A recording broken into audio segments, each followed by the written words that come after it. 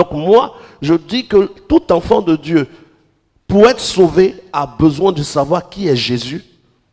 Mais quand tu es sauvé, tu as besoin de savoir qui est le Saint-Esprit.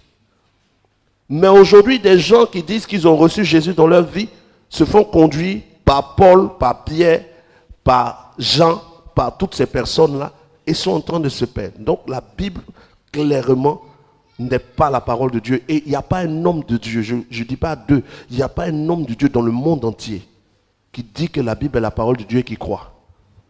Tous les hommes de Dieu qui vous disent aujourd'hui que la Bible est la parole de Dieu, vous le disent pour vous maintenir dans un système. Sinon, eux-mêmes, ils savent.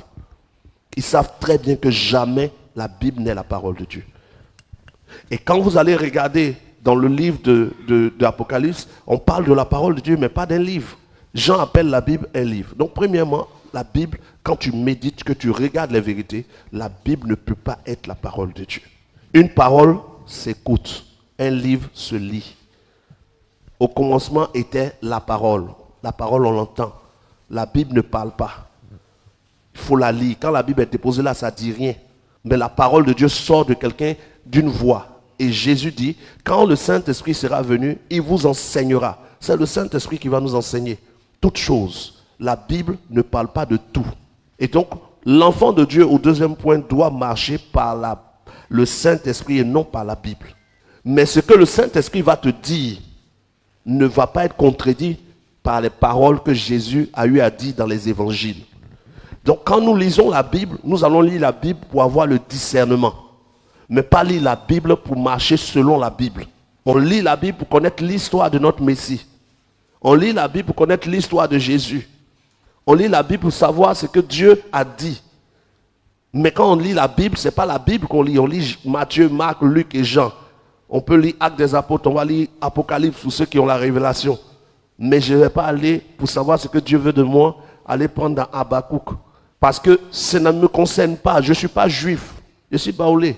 Dans l'Ancien Testament, on nous parle de l'histoire du peuple juif. Je ne suis pas juif. Qu'ils aient parcouru toutes ces contrées-là pour arriver où ils sont arrivés, c'est bien pour eux.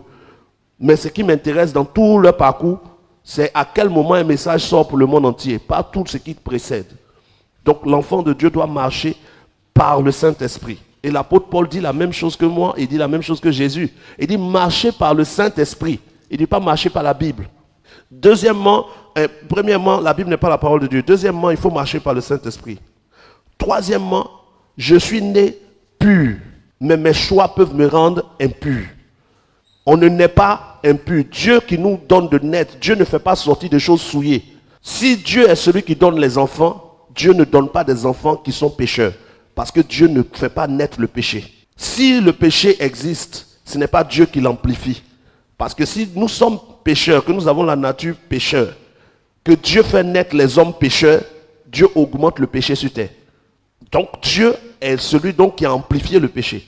Mais Dieu fait naître un enfant pur. Tout être humain qui naît sur terre naît pur, avec le libre arbitre, et c'est devant les choix qu'il va faire qu'il devient impur. Dans ce sens, Jésus est né pur de Marie, et à son âge de conscience, il a fait les choix de la sainteté, au point où il est resté sans jamais pécher. Le jour du jugement, Dieu ne demande pas compte de notre nature, Dieu demande compte de nos actes. Parce que Dieu ne considère pas une nature de péché, mais considère des actes de péché. Voici pourquoi on peut se repentir. Or, si c'est la nature qui est pécheresse, on ne peut pas l'enlever. Si nous suivons Paul dans son délire sur tout son péché, sont privés de la gloire de Dieu, alors si le péché prive de la gloire de Dieu, que mon corps est péché, je suis privé de la gloire de Dieu jusqu'à ma mort. Parce que pendant toute ma vie, Dieu ne va pas s'approcher de moi. Puisque mon corps est péché. Et que même quand je dis je me convertis, mon corps ne quitte pas. Si le péché est dans la chair, tant que je ne suis pas mort, je ne peux pas entendre Dieu me parler.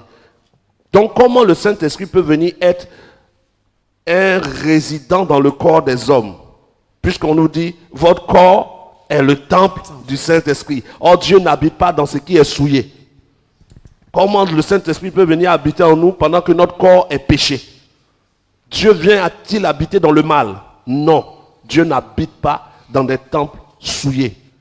Et dans le livre des Actes des Apôtres, il est écrit, Dieu n'habite pas dans les temples faits de main d'homme. Dieu habite dans le corps que lui-même il a créé. Et ce corps n'est pas souillé, mais c'est l'esprit qui pêche, pas le corps. Parce que le corps a des besoins, l'esprit a des envies.